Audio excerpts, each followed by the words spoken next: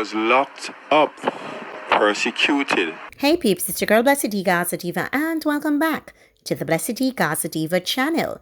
Christopher Dogpaw Linton, who was once regarded as one of the most wanted men in Jamaica, has broken his silence close to a month after he was released from prison, where he spent over 8 years of his life behind bars. People, when we get back, we're going to talk about it. We're going to listen to the interview, what Christopher had to say, and then, as per usual, we'll get to talking to it in the comment section.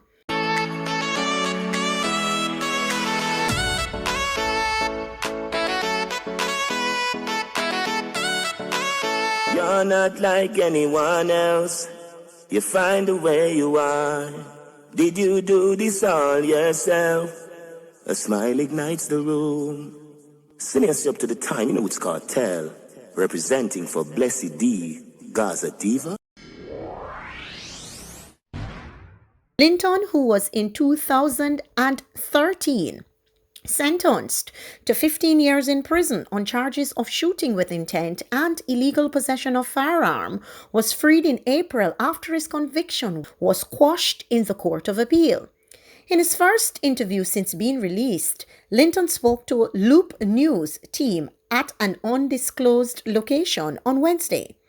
"It is certainly a tremendous feeling to be free," said the man who had to live with the tragic news that his brothers and other close associates were killed while he was behind bars. Below, watch the full first of a two-part video interview, which was edited by Marlon Reed, as Linton speaks about the joy of being released amid his growing fear, as he claims he's been constantly harassed by men who are believed to be members of the constabulary force. He was locked up, persecuted, left for dead. 10 years after he was placed behind bars, Christopher Dogpaw Linton is finally coming out as he speaks to the Loop News team about the pain and the suffering that he went to. Kima Martins here from Loop News, speaking to Mr. Christopher Linton. Sir Linton, after being released from behind bars, how are you feeling? Well, Mr. Kima, I can say it's an amazing feeling to be free and to be reunited with the family and the members of the community. You know? Yeah. Back on the street for so many days though, why haven't you come forward, to speak your truth, to let us hear what's on your mind? Okay, well, let me say, after being away for so long, for so many years, one would need some time to thaw out, like, feel back the energy, to get back mixed with society, to get that feeling back. Well, finally we are here now, so yeah. Any form of anger, when you sit and look back, so many years out of your life, spent behind bars, any form of frustration? Well, frustration. It was a frustrating time of my life, yes. Most frustrating part of my life ever. But we're here today. You're still focused. You're still mentally firm. So I just say it's a part of life and it's an experience one would never want to encounter again. But we're here, we have learned from it. And we're here to paint a better picture as we go forward in life. Mm-hmm. So where do you go from here? From here, I think I'll start by making the right decisions, motivating the youth, in the right future. In the past, do you think you were misunderstood? The police, we have heard reports that they would have gone out to paint a bad picture of you. Why do you think that is so? Well, I can't say specifically, but let me just say that I told you I was like you. How so? We spoke on the interview, the first interview. And I told you I was an innocent man. I told you I was wrongfully accused. But it speaks for itself. The justice, I must applaud the justice system for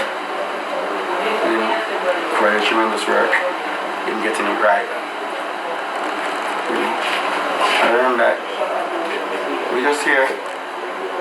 It's nice to be free, and it's a nice feeling being free.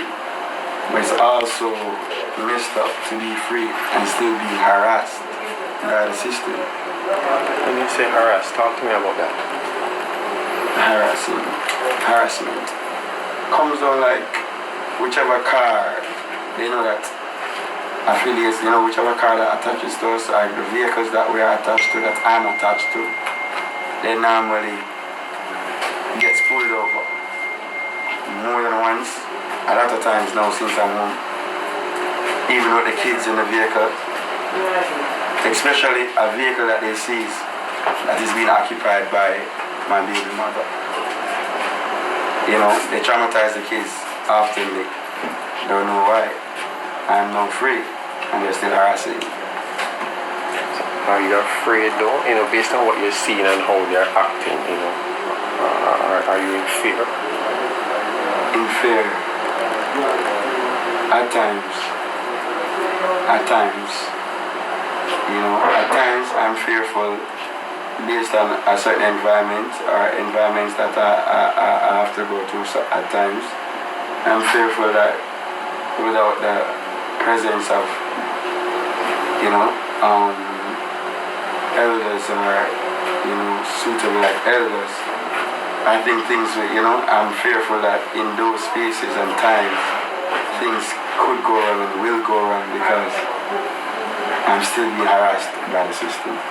So people, I want you to tell me your thoughts now about that interview. So he's saying that the system is harassing him and we will just have to take his word for it, correct? Because he's the one living it and going through it. He says his baby mother is constantly being harassed because of him and the children are scared. I don't know if this is Tom Tavares Finson's daughter, but it sounds like that to me. But he says that he's constantly being harassed. But a man in such a position or caliber and him get himself together, so to speak, and come out of prison now, let him acclimatize. He says that he wants to use his time now and do good for society. And if he says that that's what he wants to do, then nobody can say that he doesn't want to do good for society. You don't know what he has undergone for 10 years. If you look at the man, one of his teeth missing, like his front tooth. So this is a man that has undergone change. And nothing wrong with a tooth being missing that is replaceable. But the fact that he has forwarded out, and let me tell you something, a lot of people have gone like they're righteous down below in my comment section. There's forgiveness out there for everybody. There is forgiveness out there for everybody. No matter who you think you are, there is forgiveness out there for everybody without being too righteous. Repent, confess, and mean it, and that's it there. At the end of the day, the man said that he want to make a change. You can't laugh, I can't laugh. You can't say he ain't serious, I can't say he ain't serious.